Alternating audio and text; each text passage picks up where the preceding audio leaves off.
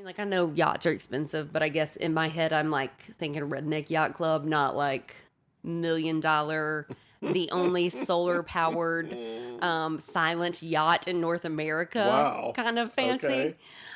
So I show up casually in overalls. Everybody else is in like nice dresses, and I show up in overalls. Nice. And then they had this nice spread of food laid out, and I reached for something. I was like, "Ooh, this looks cool," and like started eating it. And Kirsty looked at me. She goes, "Krystal, I think that's the garnish. I don't think you're supposed to eat that." And like here I am with like the one food item that you're not supposed to eat, just Nice. like chomping on it. And she's like, "I can't take you anywhere. Like you're such a little redneck." Hey guys, my name is Jeff McMahon, and I play the piano for people. I've played on some big records, played on some big stages, and I've played with some big stars. Big or small, they're all the same. Taking someone with a dream, playing their song, and trying to get them further up the ladder. So that's what we'll do here. Have a conversation, maybe shine a light, and play some music. And I'll be on piano. This is McMahon on keys.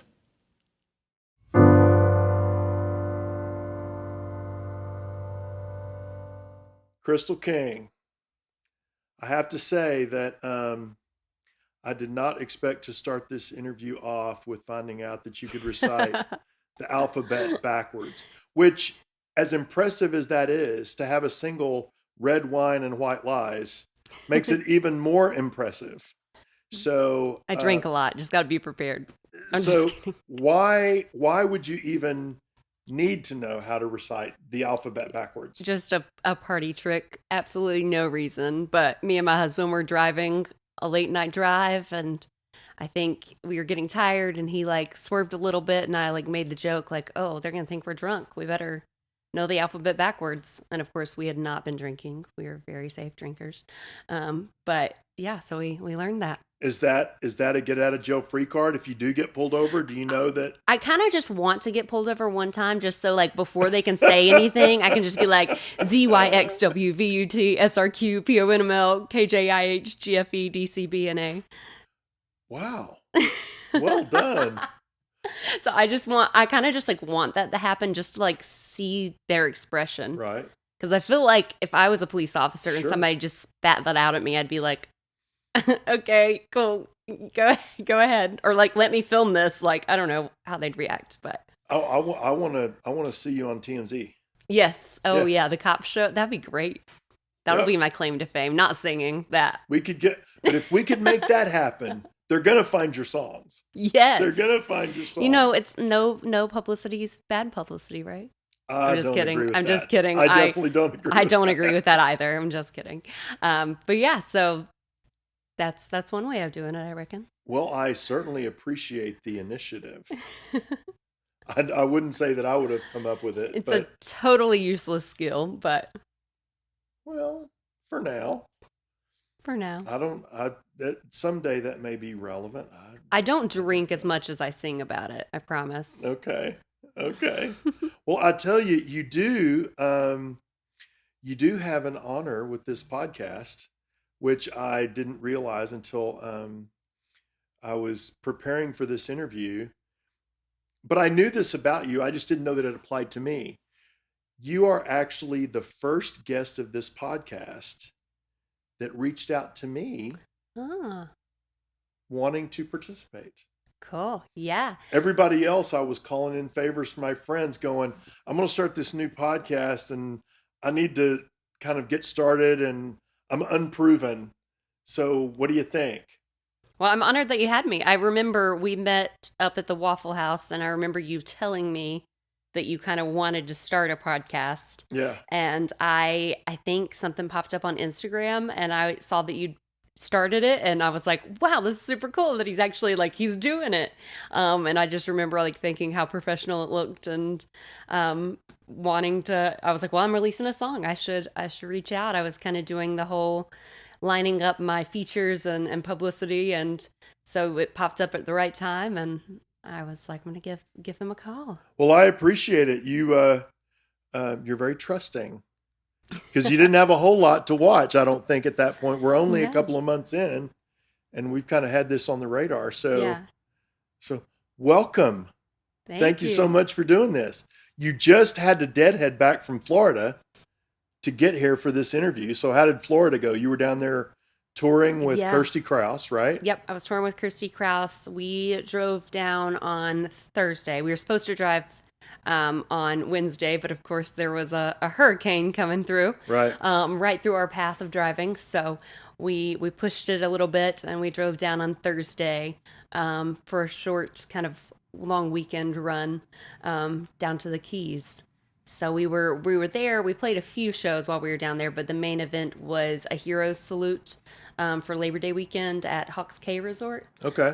So they had a full weekend lineup of music, and we were on Saturday. So they did a whole hero salute ceremony where they had a color guard there. There was supposed to be a flyover, but I think the hurricane messed that up. Right. Fireworks, live music around the pool, and then on Sunday, the next day after we played, it was Craig Morgan and friends. Played a concert down there. So Okay. they were joined by Shane Miner and Marla Cannon. Okay. So she wrote The Fool and Two Rounds of Jose Cuervo, and he wrote, oh gosh, lots of things. Chillin' It by Cole Swindell. Okay. God, he had a lot of hits. He wrote a Kenny Chesney song, Live a Little, Love a Lot. So Yeah. you were there with some heavy hitters. Yes, and it was an amazing show. Started pouring in the middle of it, so the writers round that was ahead of Craig Morgan, they headed over to the bar, and they actually got behind the bar and kind of did like a little unplugged Okay. few performances, just while it was raining because Yeah, yeah, everybody yeah. huddled under the bar for cover.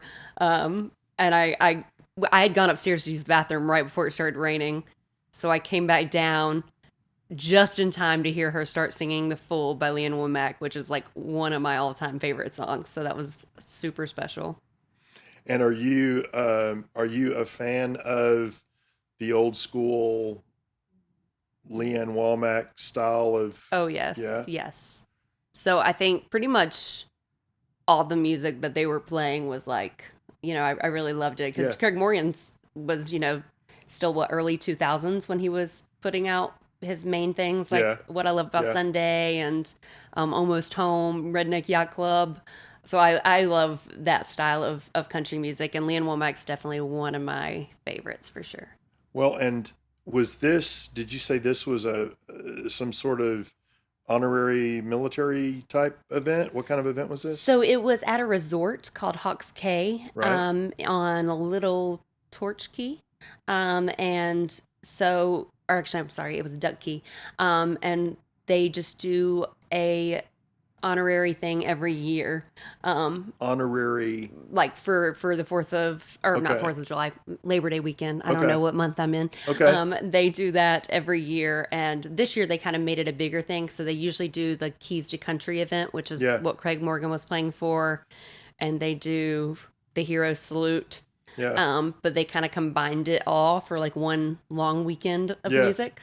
So it was a really cool opportunity and cool thing to be a part of. Definitely very meaningful. Oh, sure. And they lined up the fireworks perfectly. We did God Bless the USA and like literally finished the last notes and the fireworks went off. And we were like, yes, Sure. America. That was, Well, and of course, Craig, was in the military, so Mhm. he's been a part of that, forever. right. But it like 2 or 3 weeks ago, Hmm. he Re-enlisted, right? re-enlisted on the Opry stage. Yeah. I remember that for the National Guard. And I think they booked him for this prior to that happening. And Okay. probably, I mean, my guess is they didn't know about it, but I'm not sure. Yeah, But yeah, that Yeah. was a really cool, That would made it have to extra be. special. Yeah. have to be Mhm. very cool. I've done a couple shows in front of him, never met him, but seems like a good dude. Oh yeah, super sweet. And he did do International Harvester, and it was really funny because it was like the second or third to last song, and everybody started getting excited, and he just like stopped like a chorus before he got to the first chorus and was like, "Y'all are way too into this. I'm gonna actually stop and save this for the last song." And Okay. so he stopped it mid song and made everybody wait. That's funny. So he was like, "Oh, I don't know if I have anything that'll beat this, so I guess I should make this the last song. Sit back down." Nice. Reading the crowd. Right, Reading the right. He crowd. did. That's good. That's important. I'm not surprised I haven't gotten to hear you live a lot, but I mean, we've done a few things, and I'm not surprised that Leanne Womack would be one of your favorites, except for the fact that when you start poking around about Krystal King, everybody makes this Janis Joplin reference. Yeah. And I'm wondering if do you know what that's based on? I mean, I think I kind of do, but I don't really know for sure. What do you think is connecting you to that? Or maybe you do something in your live show that I've not caught yet, which could happen. And it's really funny because I feel like I go through phases where I get different artist references at different times. Like there was a series of shows, which I wouldn't say like growing up, Janis Joplin wasn't a huge influence, but I think in college I went from my like having my country accent to doing some classical voice stuff, and it kind of turned into this kind of a folky sound, and sometimes I would throw in like the raspy notes as well. So there was a series of months that I felt like every show people were like, "Ooh, you should do some Janis Joplin. Like I think you would pull that off." And I actually haven't gotten that as much recently, but I do love doing Bobby McGee, and that's usually the one I always close my shows with. Right. But there was like a stretch of time where like that kept being the reference I would get. Most recently, it's been Sugarland. I had like a few series of shows where people are like, "Hey, you should do like some Sugarland. You could probably pull off some Jennifer Nettles really well." And it's interesting because it's like it goes through phases of time where it's a different artist. So I still haven't figured out exactly who I sound like, or maybe it's just a mix of all of them. But it's interesting how over time, like the same name will pop up multiple times for like a few months, and then it moves to somebody else. Well, and certainly if the name is coming up in the context of interviews, people can be just using previous interviews for content. I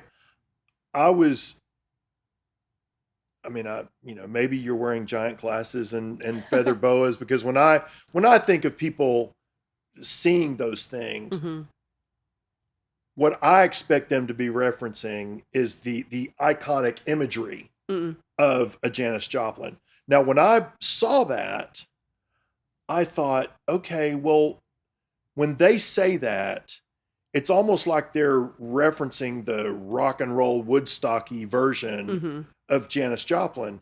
And I'm thinking, well, Piece of My Heart was recorded by Faith Hill. Bobby McGee was written by Chris Christopherson.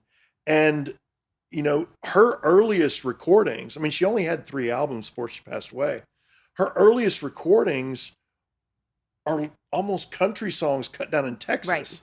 Right. So if it's that they're referencing, I'm like, sure. I think it is more of that. I think it is more of that because I think I tend to write kind of in a sassy, raw way. And I think a lot of my songs kind of do hold that folky, early country vibe. And then I think my voice, which is not nearly as raspy as hers, but I kind of have that lower end rasp and like can do some like folky or soulful stuff. And I think it's more of that and less of the party animal, big hair, wild dance moves on stage.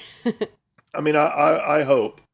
I don't know. I always get skeptical when people, I think, diminish what you're doing because they have to try to fit it in a box. And I understand why. We used to have record stores. You had to know which bin to reach in. I get it. But your music, I have not seen that reference. You've got the new single, Red Wine and White Lies, which is a part of a larger project. Yep. I mean, that is not Janis Joplin to me. So, no. talk about that first single. I know we're going to hear it sort of Hmm. eventually tonight or today, but talk about that first single and what people can kind of expect from the rest of the project. Yeah, so Red Wine and White Lies I wrote with Taylor Hughes, who I know you also know and love. Sure. And she came over to my house, and I just kind of had this idea, and I had it framed in my mind as a cheating song. And I had a few lines, and we sat down and wrote it in, I think, a ride or two. We write a lot together, and I sing it out some, and I always personally love the song, but I kind of never expected it to be the first single. It was kind of one of those songs that snuck up on me a little bit. I enjoyed playing it live, but I never felt like I got the biggest reaction out of all my songs. So it Um, snuck up on you in that you got a reaction to it that you didn't expect. as in, like, it kind of became a bigger part of the album than I expected it to be. Okay. I expected it to be more of a hidden gem that you would find later on the album and not the first single. That was not what I thought was going to happen. Okay. And it was interesting because I feel like I submitted it to, NSAI, and I emailed it to a few people to get Which is some, NSAI. yes, Nashville Songwriters Association, Right. and International. I think I said that wrong. No, I did. Okay. Got my letters backwards. All Um, good. and then submitted it to just a few writer friends just to get some feedback on it.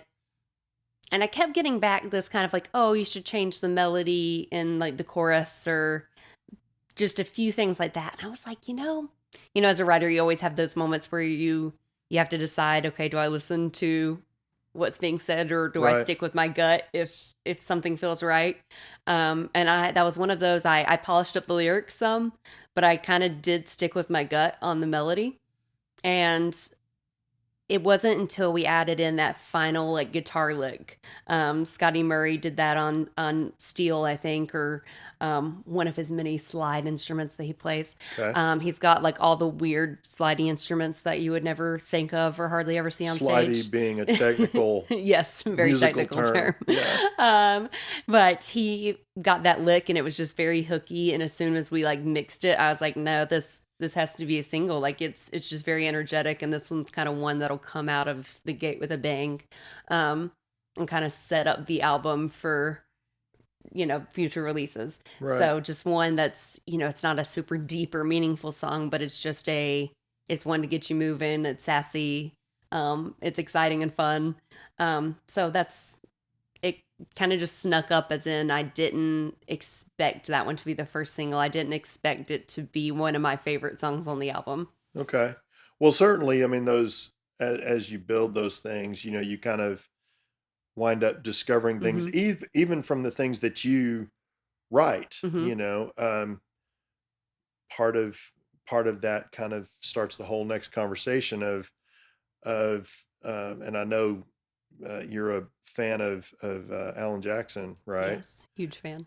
But you start thinking about, well, what's Chattahoochee without, I want to say Brent Mason played Yeah. guitar on the top of that. It's like, yeah, that wasn't Alan, that wrote that, but you can't hear the song Hmm. without that. So all of those different Yeah. elements reveal a different aspect of the song that you wouldn't have Right. expected. Right. And I think like I always believed in that song, but it took it a minute to actually like find the sound Yeah, that I was kind of hearing or envisioning it sure. as. And so yeah, exactly. Like Chattahoochee, like without that guitar lick, it'd feel like a completely different song. Those things kind of become ingrained into how you interpret that music. So sometimes it's just finding the right instrumentation or the right lick to bring the song to life. And yeah, Scotty Murray did a heck of a job with that. So how do you, and I'm making some assumptions here, so correct me if I'm wrong, but how do you balance? Uh, okay, you're talking about how surprised you are with how things kind of revealed. Now, my impression is that you pretty much drive everything for yourself. You're very independent. Hmm.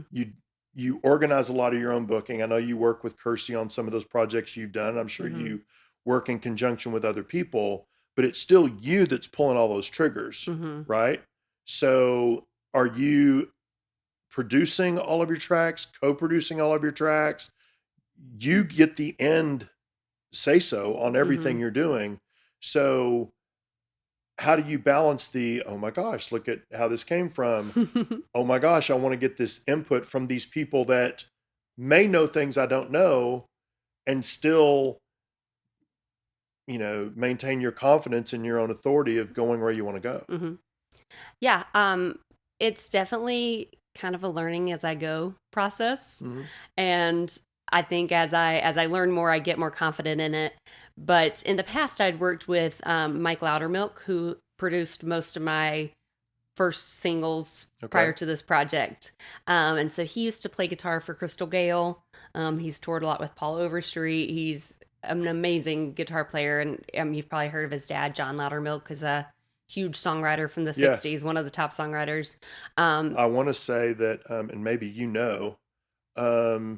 John Loudermilk, I think, did a songwriting event with Maddie True, who we know, who's been on the podcast actually. I think John Loudermilk. Oh, wait, Mike Loudermilk, the son, is who she played with. I do know that because I remember seeing the poster and commenting, and then I think the next day I was actually on the phone with Mike talking about one of our songs. So yeah, Mike is an incredible guy, super sweet. And he still did play on this record. He just was not producing it this time. So with this one, I was approached by Dark Horse Institute, which is a student recording studio. So they kind of record it, mix it, master it as part of their midterms and their finals. So they approached me and they were like, hey, if you bring in the band, the studio time's free. So I was like, oh yeah, let's do it. And so I started calling friends and kind of picking musicians, and we went into the studio for, I think it was 4 days. And they typically said they record like 3 to 4 songs, and I was like, I'm doing 7. We'll see how this goes, but we're going to try for 7 songs. Trying for 7 meaning you had a limited amount of time, and you were going to try to get it all done in that time. We were going to try to track 7 songs in 4 days. And so we went in there. We actually did make it through all 7 in the first day for the basic tracks.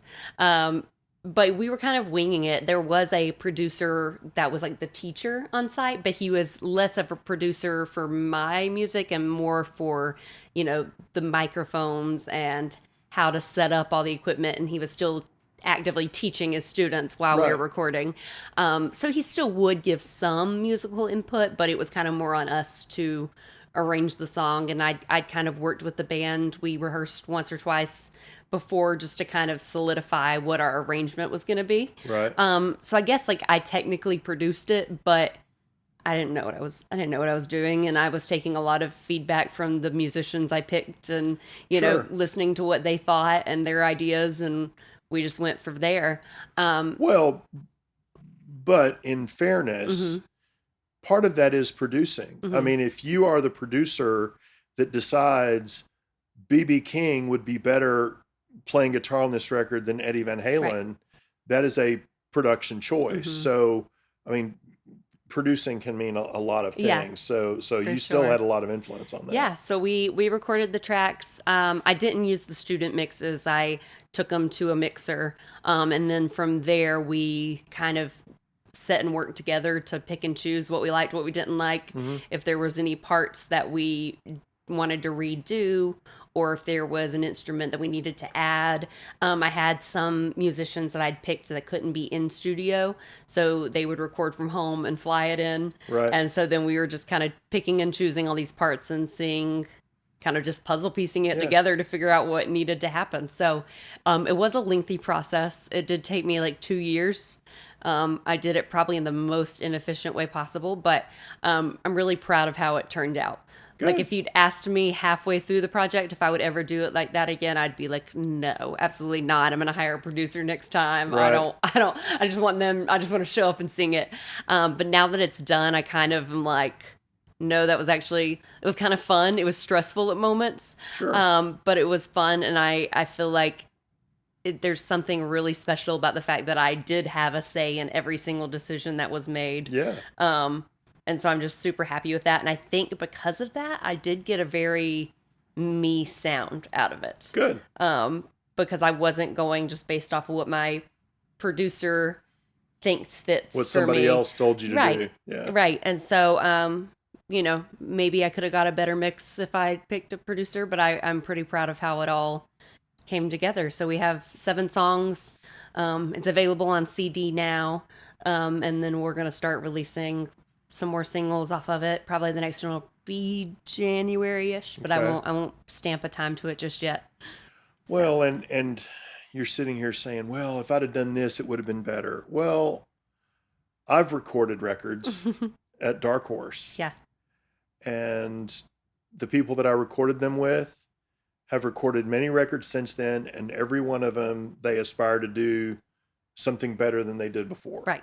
So you would hope that that is the Mm-hmm. case, that we all continue to get better and learn things from hitting the potholes Mm-hmm. that we hit with the first one. Right. So Right. that's how you learn to avoid them. But honestly, there's nothing on the album that I listen back to and I'm like, ugh, that's could be like I'm very happy with how it turned out, and I just kept going at it until I was happy with it. So Good. we just just kept plugging along. Well, I've heard a lot of it. I think I've probably heard all of it, Mm-hmm. but certainly there's nothing that I would expect you to be unhappy with. Mm-hmm. It just gets down to, is it what you hoped to wind up with? Mm-hmm. It could be great and still not be your Yeah. target. So I'm wondering, this little podcasting adventure of mine kind of had to, wind up including people that I know from different things, but something that has come up before here, um, and I've said it and I've lived it, and you're talking about it. It's like, boy, when you come into this town, you don't know who is going to know who is going to know who. You know, you're talking about Taylor, who I met before you, Kirsty, who I've worked with over here, Mm-hmm. Mike Loudermilk, who did the show with Maddie, who was over.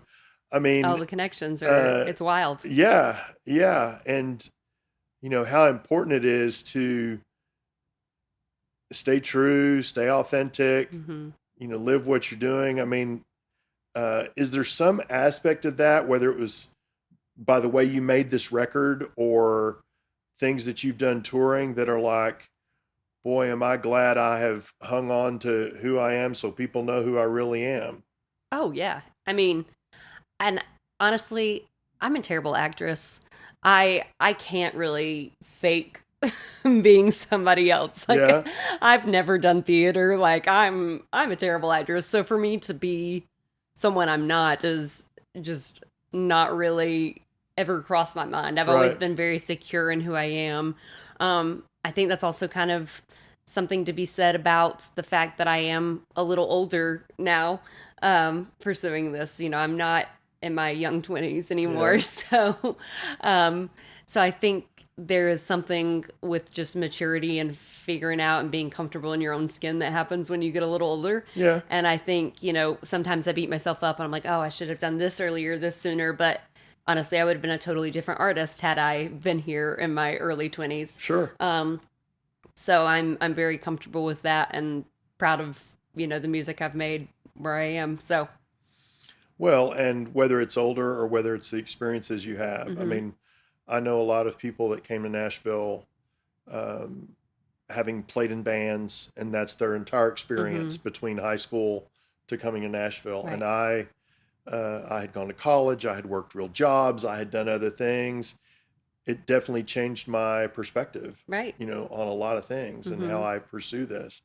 Yeah. Um, you drive the boat, you're in charge, you've got this new record, you make the calls, you've got a lot going on with this record. hmm You've got this partnership that you've worked out, with Grinder Switch. hmm Is that right? Grinder Switch Winery, yes. Um, you've got live streams coming. You're putting together a playlist of cheating songs, which I can't imagine how you'll find enough cheating songs in country music. Um, Talk about some of the strategy that you've put together to support this record. Yeah, and so that's kind of been part of the whole like learn as you go thing. Whenever I've released my first few singles, I had no clue what I was doing. So Meaning prior to prior to this this, song. Okay. so I feel like I kind of took probably like a year and a half between my last music in this song. Mm-hmm. And so I think it was kind of just seeing what worked in those past releases, what didn't work, what's worth my time and energy. What have I seen my friends do? What are the bigger artists doing? And so it was kind of a combination of things. But I think I also just had a lot more connections. Been focusing on connecting with different brands and different musicians and artists, and I just had a lot more. I had more things to stand on at that point. I had a network of people that support me and that I could reach out to and say, "Hey, can I do a feature, or will you reshare this?" And then friends that are willing to jump on and reshare it and do these live streams, things like that. I also worked with a playlisting company this go round, which I'd never done before. So kind of doing some of those things, finding out like the more content that you have and just how to promote it on social media Right. more effectively and efficiently. And so I think it's been a learning curve, and I'm still kind of throwing things at the wall and just seeing what sticks. But feel like I had a better idea of how to do it this time. Kirsty Kraus is somebody I tour with a lot too, and she's she majored in marketing, and I've always admired how she markets herself, because I feel like I was just seeing stuff all the time, of her posting things, and it was effective because I knew what was going on in Right. her life. So I Right. think I've kind of taken some pieces from her as well. Um, but like you said, kind of just staying true to myself and my brand, and yeah. Well, the thing, I mean, you see everything Kirsty does because you're following Hmm. Kirsty. I see, more of your stuff than I typically would because I'm paying attention Hmm. to you because you're a friend. But that's one of the things that if anybody's listening to this and they're trying to shine a light on their stuff, please remember, look up the accounts that you follow and look at how much stuff they posted over the last two Hmm. weeks that you didn't see. Hmm. You saw these three things they posted, you missed these other three. That means everybody's not seeing all of your posts either. Hmm. So many people, I have seen people that post more before their record comes out than after it's out. Hmm. And you don't assume that everybody has seen it.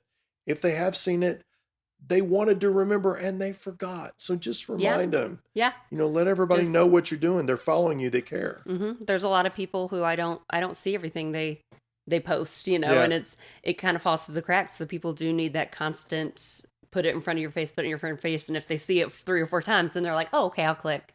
Now I'll click on it because I Yeah. keep seeing it. It must be good. Yeah. Or if you have some sort of just clickbait or something that Sure. encapsulates them and they want to know more about that project. Also, just finding out that like community is a huge thing.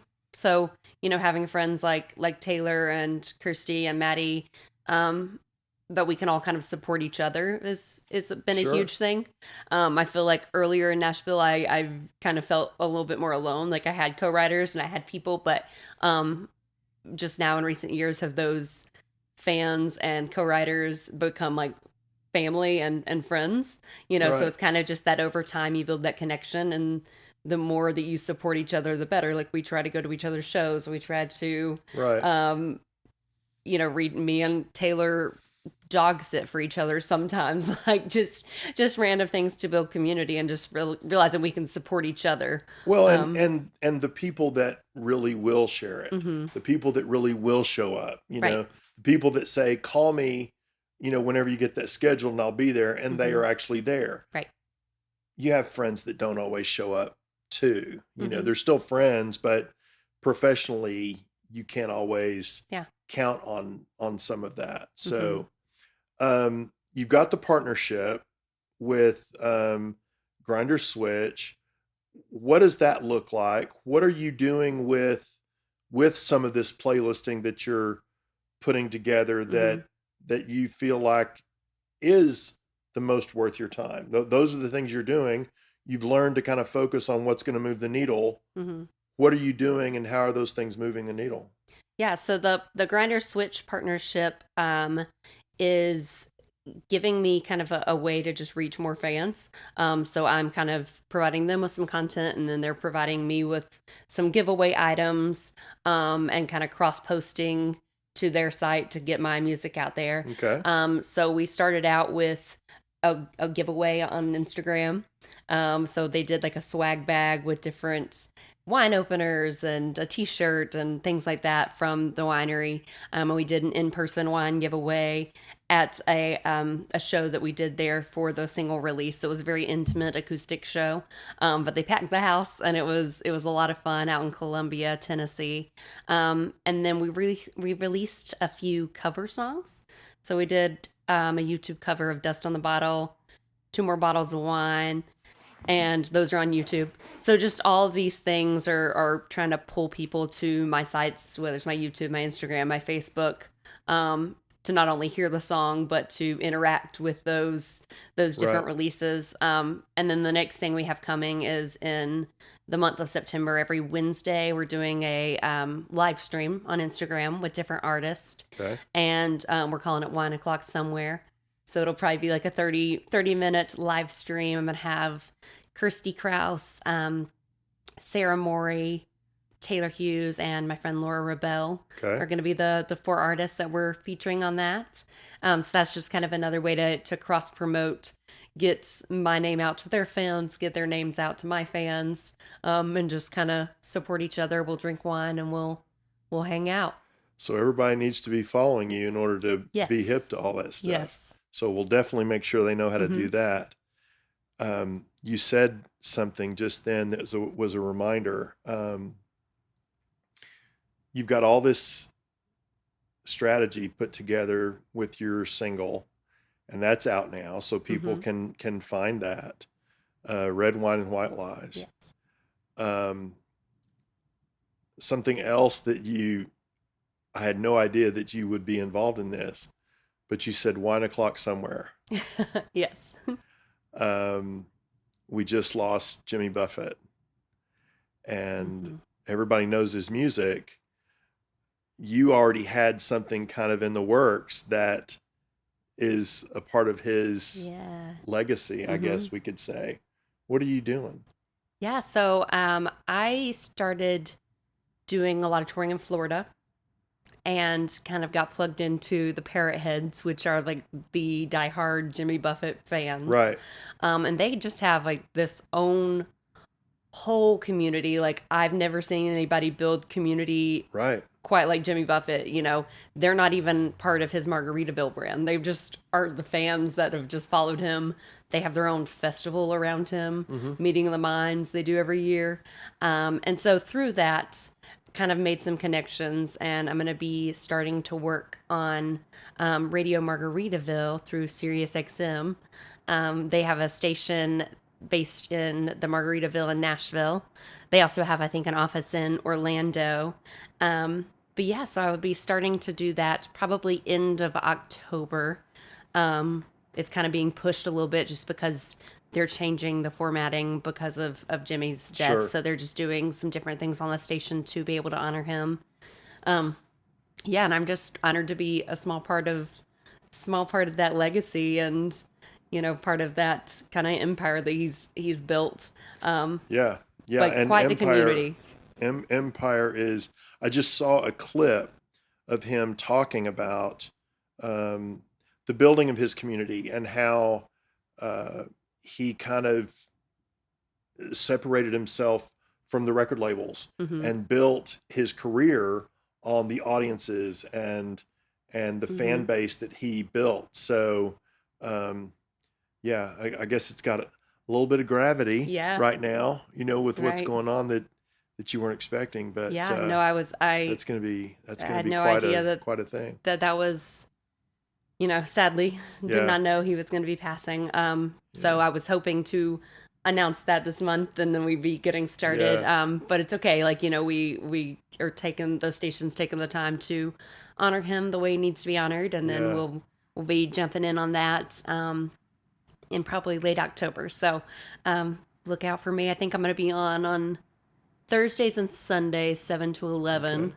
So I'll keep y'all updated on when that's going to happen for sure when my first date's going to be. I'll be listening. Yeah, but the Parrot Head communities are amazing. We've kind of just like made some fans and friends out of some families that are Parrot Heads, and they're just like the type of people. They're like, yeah, come through. You can stay at our house if you need a place to stay. We'll like feed you. We'll drink with you. We'll hang out. They're just like good, wholesome people who just want to like support you and be your friends. And they always say it's called their parties with a purpose is their motto. Okay. You know, yes, we're going to drink and hang out on the beach and have a good time and party, but we're usually going to be fundraising for something, you know? So that's kind of that same legacy as Jimmy is like, okay, live this life of being present and enjoying the things around you but do some good in the world too. So that'll be cool. Well, you know, speaking of doing good in the world, Troy Castellano is a friend. I think you know Troy. I have met him briefly. Okay. Well, he's got a program called Instruments for Education. Oh, cool. We kind of shine a light on that from here, where he collects instruments, gets them to schools that don't have budgets, kids that can't afford instruments, to try to pass the music on. So we're going to show a little clip about his program, and then we'll come back. Okay. All right, Instruments for Education. Hey, Troy Castellano here from Instruments for Education. We're at one of our first stops here today on a Friday. We're delivering some tambourines and some shakers for an elementary school classroom. We're at Liberty Elementary School. Hey guys, I'm Troy Castellano. We started Instruments for Education as a way to put instruments into the hands of kids.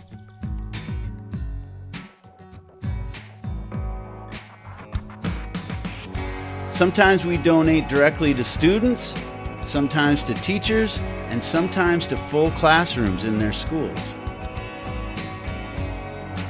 We're based out of Nashville, Tennessee, and we service the Middle Tennessee area. Since we started, we've reached over 100 schools and donated over 500 instruments. If you'd like to make a request for an instrument, or you have an instrument to donate, or would like to contribute financially, visit our website at instrumentsforeducation.org.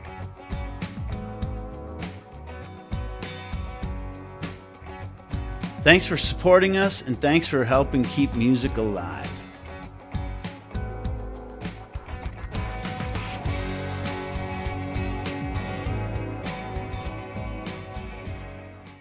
So that's Instruments for Education. We can keep that on our radar. Which is cool. My husband's actually a music teacher. I don't know if you knew that. I did not know that. Yeah, he's a middle school band director and orchestra director.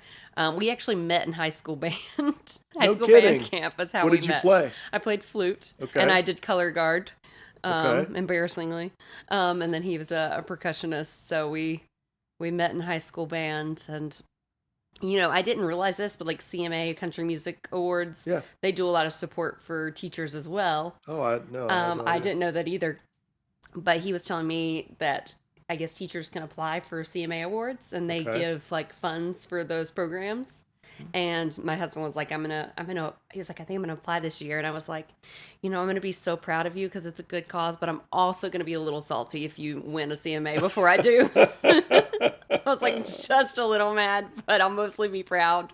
That's funny. But, and he was like, yeah, I'm gonna win a CMA before you. Like now it's like his mission. Nothing like a good-natured grudge. Yeah, good-natured grudge. I mean, I can't like be mad because it's for a great cause, and he's going to be spreading more music to students. But that's our little argument right now. That's funny. Tell me about. We were talking about it before. You're fixing to do your first festival in your hometown. Yes. Right. Yes, the Hickory Oktoberfest. So, what is that going to be like going back home? I'm assuming it's full band production. Mm-hmm. Have they seen Krystal in this light before? Not really, no. I mean, I've played the Hickory Oktoberfest twice, I think, but I've always been on like the singer-songwriter stage. Okay. So it's kind of under like a little tent off to the side with some tables spread out. So this will be the first year that I'm going to be doing like a full band thing and I'll be on their main stage. Right. So doing a full like hour and 45-minute set. So yeah, I'm really excited. This will be the first time a lot of folks have gotten to see me perform full band on on a big stage. You know, I've done a couple of full band shows at like a restaurant or bar in my hometown, but this will be really the first time that people in Hickory will get to see me in that light. So it's going to be a fun time. So you've got to make them proud. Oh yes, and I'm super excited. The band is all folks from my hometown too. Okay. So that'll be cool to show that off. Like the drummer is Matt Decker, and he's actually the guy who taught my husband to play drums. Oh, wow. And so you know, he studied under a large. I'm not a drummer, so I'm not going to butcher it and say the wrong name. Yeah. But he studied under a big guy in New York. And he does a lot of good work for the community as a drummer. So it'll be fun to have him and just some other friends and people in the band. So it'll be cool to kind of keep it a hometown event. Now, red wine and white lies, you want to represent your hometown well. You said that you're not a very classy wine drinker. No. Now, you also now have the legacy of Jimmy Buffett to be responsible with. So, no pressure. What is this yacht story? And were there cameras? There were no cameras, no. I just went to, I went on this like big yacht. Like it was called the Key West Chick Fest. Okay. So it was like a songwriter showcase and retreat that we went on. Mm-hmm. And Erica Sunshine Lee coordinated it. And one of the days she didn't tell us she was doing this, but she booked us like a ride on a yacht. It was somebody she knew. So we were going to go on this yacht for the day and write a song and just cruise around. Right. Well, I mean, like I know yachts are expensive, but I guess in my head I'm like thinking redneck yacht club, not like $1 million, the only solar powered silent yacht in North America. Wow. Kind of fancy. Okay. So I show up casually in overalls. Everybody else is in like nice dresses, and I show up in overalls. Nice. And then they had this nice spread of food laid out, and I reached for something. I was like, ooh, this looks cool. And like started eating it. And Kirsty looked at me. She goes, Krystal, I think that's the garnish. I don't think you're supposed to eat that. And like, here I am with like the one food item that you're not supposed to eat. Just nice. like chomping on it. And she's like, I can't take you anywhere. Like you're such a little redneck. But like I said, I can't be when I'm not. So That's true. I'm not classy. Actually at Grindr Switch when we were doing the release show. Yeah. There was one point of the show I was like, you know, y'all, I know wineries are supposed to be kind of like elevated and classier than like your average bar, but I'm just not classy. So we're gonna like do some sing-alongs and we're gonna be a little redneck in here right now. And they laughed and it was a good time. But yeah, she makes fun of me all the time. She's like, I can't take you anywhere. I do remember there was a fancy restaurant we were playing at, so more background music. Yeah. You know, but sometimes I'll kind of try to poke at the audience because sometimes those environments can be a little stuffy, and so you're never sure like how much do I try to engage without like ruining the atmosphere. Right. But like you don't know unless you try, kind of a thing. So I kind of just try to like sneak in a little interaction and see if they bite. And then if so, I go for a little more, but if not, I back off. So I just remember somebody had this like butter cake that was brought out. And honestly, from the stage, it looked like it was just this huge cupcake. So I was like, wow, that's a cupcake. I just like said that, like thinking out loud. Yeah. Next thing I know, they ordered us one. They ordered us butter cake. So a little while later, this little girl, like tiny little girl, they brought her out like a whole lobster. So I was like, wow, are you going to eat all that? Like, that's bigger in your head. And Kirsty's like, Krystal, stop talking to them about their food. Like, they're trying to eat and enjoy. I was like, I mean, it worked with the butter cake. I was going to try for the lobster this time. Why not? No lobster showed up? No, I didn't get any lobster out of that one. So I finally hushed and tried to class it up for her. Well, but let's look at this fully now. Kirsty is telling you, well, I can't take you anywhere. But then she keeps taking you to these places. She's got hidden cameras. She's setting you up. She tells me I'm like a walking TikTok. That's what she said. She was like, I just need to wear like a GoPro all the time because she was like, because I'm one of those people. I feel like I'm not as funny like when I try to be funny or when I'm on like camera. It's just in my like natural being. Sure. Just a quirky person. That's okay. We love Krystal as Krystal. Yes, it's a good thing. It's a good thing. That. But yeah, I know I have a wine sponsorship, but no, I'm not a wine snob. I don't swish it and swig it before I drink it. So I can't tell you what hints of flavor notes I'm tasting. I don't know any of that. I did embarrass my husband. We went to a bar and I ordered. I messed it up and I said the Pinot Noir instead of Pinot Noir. Yeah. So, yeah, I embarrassed him pretty good there too. So you're just setting the curve. I was like, hey, it was good wine. I bet the glass was empty. Yeah, it was. There you go. One of the things that we've been doing here is taking some of the songs, breaking them down, piano vocals primarily. Mm-hmm. Some folks have come in with covers. Some people have come in with old songs. We got to do one of your songs, which we have to share. Yes. So we're going to share that. And then you can let us know why we did it, what you think about it. I love that. Okay. This is Krystal King.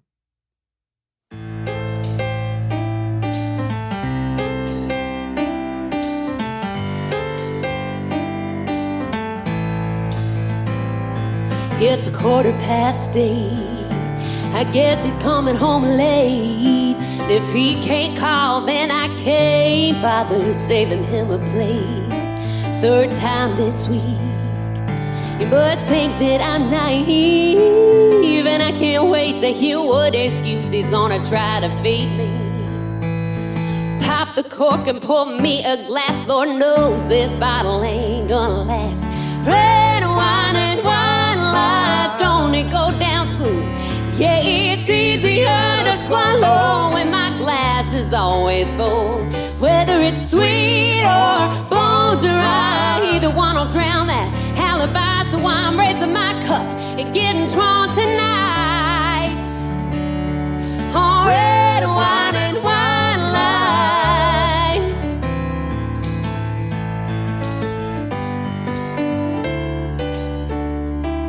Get midnight calls and hiding his phone.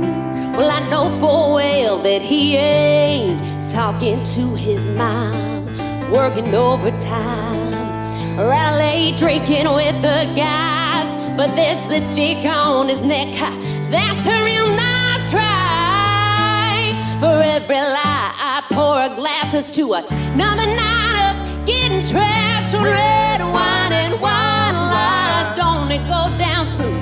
Yeah, it's easier to swallow when my glass is always full. Whether it's sweet or bone dry, either one will drown that alibi. So I'm raising my cup and getting drunk tonight on red wine and wine lights.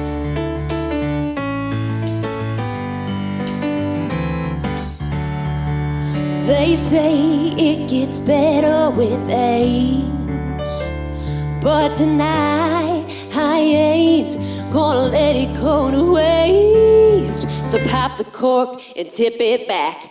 Baby, you can't kiss my glass.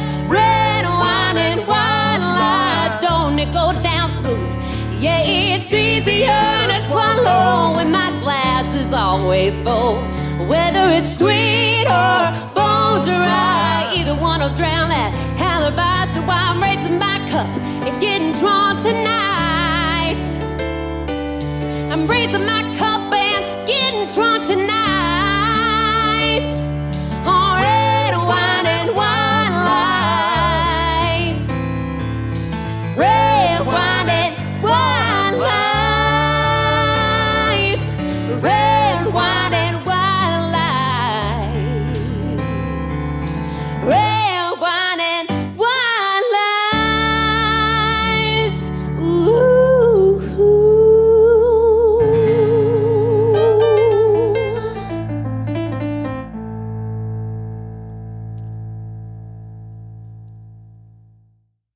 and that is our version of Red Wine and White Lies. Yes, I loved that. That was so much fun. Um, the tambourine. You did Except for well. I was really nervous. Like I wasn't that nervous until y'all were like, I think you should play the tambourine instead of Jeff hitting it with his foot. And I was like, Yeah. I don't. That's a lot of pressure. Do y'all trust me with the Hey. tambourine? I was like, my rhythm's not that good. That's all right. That's all right. Everybody's got to carry a loaded weapon eventually. There we go. So we just. I know I was about to go like full-fledged solo on the tambourine, but Yeah. y'all toned me down a little bit. Hey, we can go back in. We can go back in. We're recording more. Yes. We're going to be love it. ready. So, I appreciate you letting me do that. That was fun. And you stepped up like a trooper. You were good. Rockin' the tambourine. Yeah, well, it's just a fun song. Like I said, it's a sassy, drinking, cheating song. So, no, I guess you can't get much more country than that. So. No, that was cool. That was cool. I want to ask you about what else you do in life, but before we get to that, and certainly we want to let everybody know how to find your stuff. You said you had a question for me. Yeah. So what is this? So you have this way of giving advice. You are very much like a guider. You like to kind of take people under your wings and see how you can help them and how you can help further them in your career. Right. Whether that's, I know, like even in your intro, you've said like every artist is the same, whether you're big or small, whether you're Tim McGraw or Chris Cagle, not Chris Cagle. Wait, that was right? Yeah, I had it that's right. right. Sweet. I was getting Craig Morgan and Chris Cagle in my head different from Yeah. that event. Yeah. But you were saying how it's all the same. Like you're trying to take their songs and take their career to the next level. And that's kind of, I think, part of why you started the podcast. Right. So, what's your favorite, like, Jeffism? What's your favorite advice to give? Or what's your favorite piece of advice that you've been given? I didn't know how important this was until I was struggling with some people I was trying to help, and it wasn't like I had gone to pluck them out or anything like that. It was somebody was asking me for things, and I didn't realize how important this was. Your primary task is to respond. Mm-hmm. Period.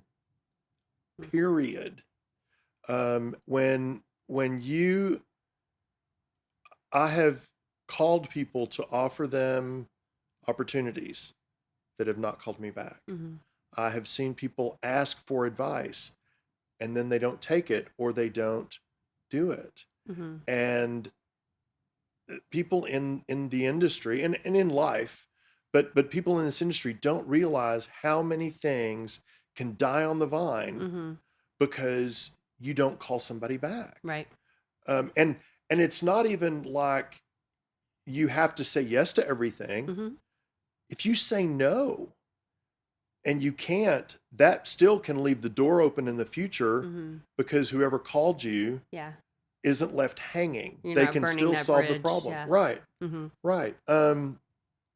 One example I've given before is a country music magazine wants to do 10 artists, what you want for Christmas. What's your favorite gift that you want for Christmas? Mm-hmm. And are they looking for Krystal King? Maybe not. Maybe they want Keith Urban and Leanne Womack and Faith Hill. Mm-hmm. They want all those. But you know what? They've got 9 of the 10 they need. And the girl that's in charge of that article, when she gets 10 done, she goes home early for Christmas. Mm-hmm. They've reached out to Kane Brown multiple times. He may not even know it. It may be going to his publicist. Mm-hmm. Who knows? But they've gone out to people Mm-hmm. that haven't responded yet. Krystal King responds. That's number 10. Mm-hmm. She turns it in. She goes home. Krystal King got in the article. Those things happen. Oh, yeah. So, the value of responding, Mm-hmm. with a yes, with a kind but prompt no, Mm-hmm. but another time makes all the difference in the world. Yeah. And, I've worked at a record label it is stunning how many people don't respond. Mm-hmm. So if there's anything that I would say will move the needle, it's that. I mean, we wouldn't be having this conversation if I didn't respond to you, you didn't respond to me, we didn't put this together over the course of your tour dates and my tour dates. And how did we find the time? We responded.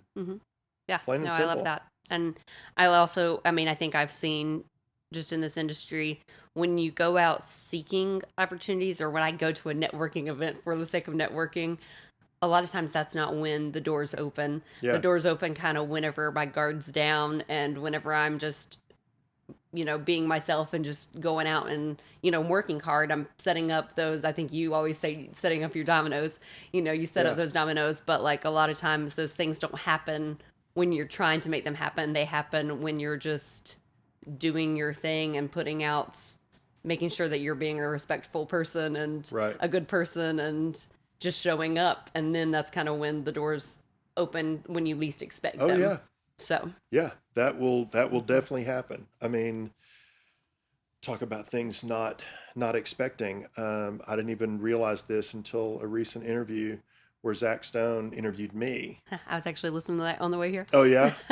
And I had forgotten that the first time Tim McGraw's camp heard me and were thinking about hiring me, I did not know they were in the room.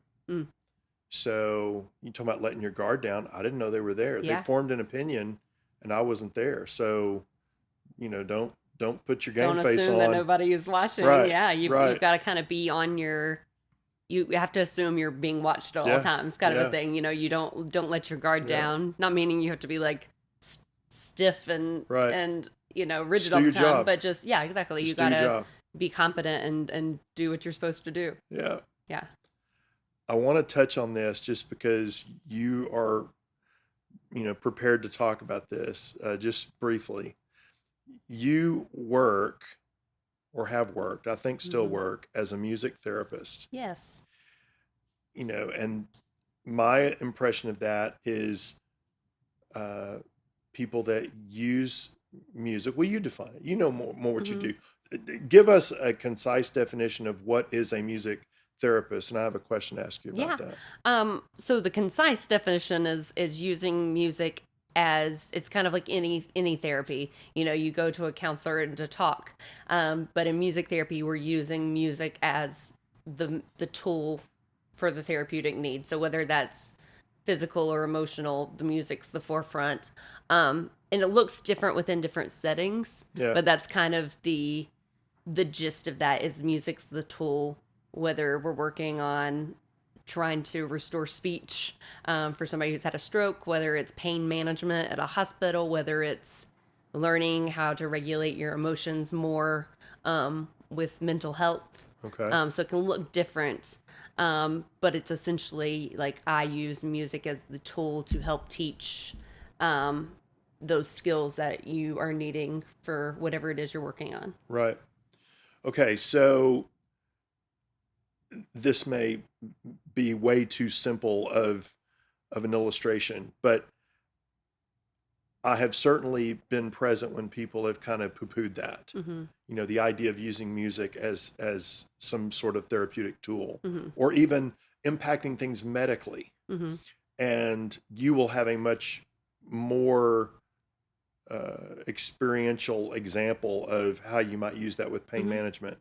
But my dumbed down answer is, if you really think it doesn't matter, if you think that can't affect somebody, have your football team run out onto the field to people who need people. And if you laugh, it's ridiculous. Oh, yeah. And if it's ridiculous, that it matters. So, I mean, it sets the tone for everything, But like do you- even outside of therapy. yeah. So what would be an example of where this song mattered and that song didn't, or this style mattered and this? What's an example of something you've seen work or impact? Well, one thing that we talked about, and just in case you don't know much about music therapy, like I actually did go to college for this. I Right. I did a 6-month internship. I had to take a board certification. There were steps, and other people who use music for therapy doesn't mean that it's not still therapeutic, but like we are trained to use it for different needs. But as far as like one song versus the other, like one thing in school that we talked about is called the ISO principle. And it's just this idea of like, say you were in dire pain and really anxious, and I come in the room and I start singing I Feel Good by James Brown. Probably gonna want to smack me in the face, right? Because that's just not where you are. Right. But what I would do, and I've done in hospital settings, is if I went in the room, somebody was in really bad pain, what I would do is try to match what they were feeling. So I would usually look at the monitor and try to match their heart rate with the tempo. Okay. Try to match, like, if they're kind of like wailing and crying in pain, I kind of almost match that intensity.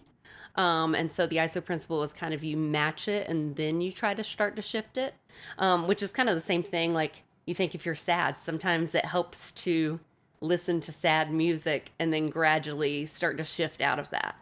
But I've done that in a general hospital, I think actually in the ICU, where I've had a moment where I've had to match their breathing, match their intensity, and then kind of gradually shift it and slow it down. Yeah. And the proof is just in the fact that by the time I left, in probably 30 minutes, she was asleep.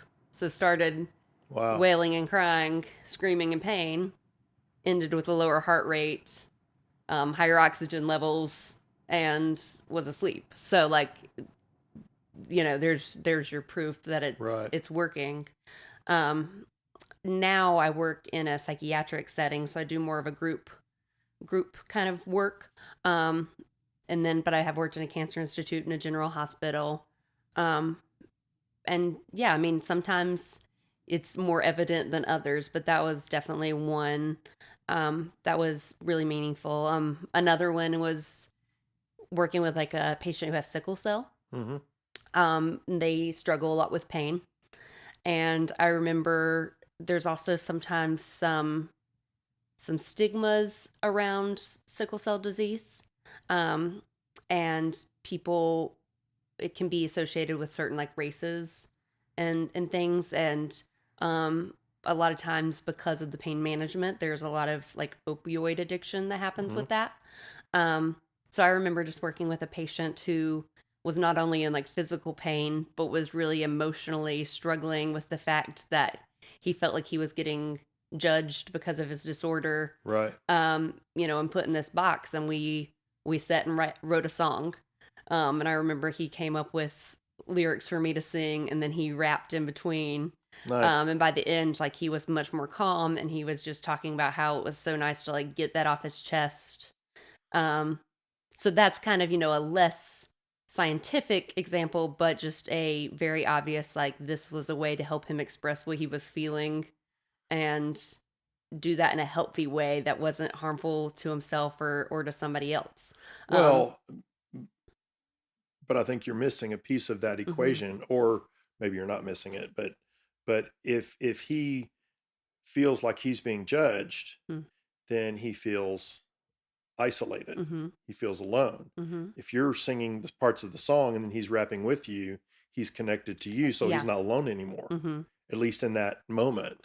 So I would think that also addresses one of the things that you said, from the jump with that was how, it was isolating through that judgmental. Yeah, just kind of being, I think, even feeling validated in like the fact that what he was feeling was okay, and that it was okay to be angry and upset, and that I was there for him, and that was in the moment, that's what he needed. You were there for him, and you were there with him. Yeah. Yeah. And like, just one last example, since I think you mentioned this, was like stroke patients. Well, in speech therapy, they use melodic intonation therapy, which is something that music therapists also use. But I feel like because speech therapists they're more accepted, I guess, in general practice. Yeah. But that activity, whether it's under a speech therapist or a music therapist is still music. It's using music to restore speech. Sure. So music's one of those few things that's processed on both sides of the brain. So a lot of times like verbal things are more like one-sided. So that's why sometimes people can almost sing before they can talk. Right. So with melodic intonation therapy, you're using melodies. You try not to use songs that they know. You come up with a unique melody for like a simple sentence, like I want food. And then they kind of can learn how to sing that first and then eventually use that cadence to help them speak it. Sure. Because it kind of helps to tie those two sides of the brain together again. So would that be a simple summation of how country fans would hear Mel Tillis sing but stutter when he spoke? Yeah. I mean, yeah, I think that happens a lot too. It's like some people who've been able to, they can't speak as clearly, but they can sing and flawlessly. Yeah. Interesting. It's just kind of how it's processed like along the brain. So, Well, you can use it to heal people and you can use it to inspire people. You can use it to entertain people. Right. You do all of those things. Yeah. And I think that's the cool thing about music is it's just so like not only universal, but just thinking about our personal needs, you can use it to help decrease isolation, like you said, express how you're feeling, maybe even distract you from what you're feeling. Sure. Yeah, so just so many uses for it. Sure. Or just simple entertainment, like you said, like sometimes just having fun and enjoying there is nothing a huge thing in mental health too. There is nothing more entertaining than being in an arena when they're playing Phil Collins and it seems like nobody's paying attention. And then everyone in the arena all at the same time will do the drum fill. Da-doom, da-doom, da-doom, da-doom, da-doom. And then they go right back to not paying attention again. It's amazing. Yes. Thank you so much for making time to do this. Of course. Thanks for having me. I appreciate it. This was fun. Everybody needs to find your stuff. So let everybody know how to track you down, how to track down your music. Yeah. So Krystal King is my name. Krystal with a K, like the burgers. King, like Burger King. So krystalkingmusic.com is my one-stop shop for everything. But I'm also on Instagram, Facebook, Twitter, Spotify, iTunes, YouTube, all the places. So under Krystal King or Krystal King Music. We will track them down. Perfect. Thank you, ma'am. Thank you. This flew by. Well, you can Where did stay. time go? You can stay. We'll sing some songs. Jonathan, hit it. Well, guys, that's it for our interview with Krystal King. Krystal, thanks for reaching out and sharing the release of your new single, Red Wine and White Lies. And thanks for letting me take a cut at it with you for this episode. I appreciate you, girl. There's a lot of music coming from this project, guys, so we have a lot to look forward to. And we also want to keep our ears open for Krystal on Radio Margaritaville on Sirius XM when she carries the music and memory of Jimmy Buffett forward. So let's listen for that. Now, if you caught an earlier episode with Maddie True, you know that Maddie got pretty excited when she started talking about a new music video coming for her current single, Long Gone John. Well, the music video drops this Friday, September 22nd. So I certainly want everybody to be aware of that and watching for it. The song was written by Maddie True, Troy Castellano, who's also been on the podcast, and yours truly.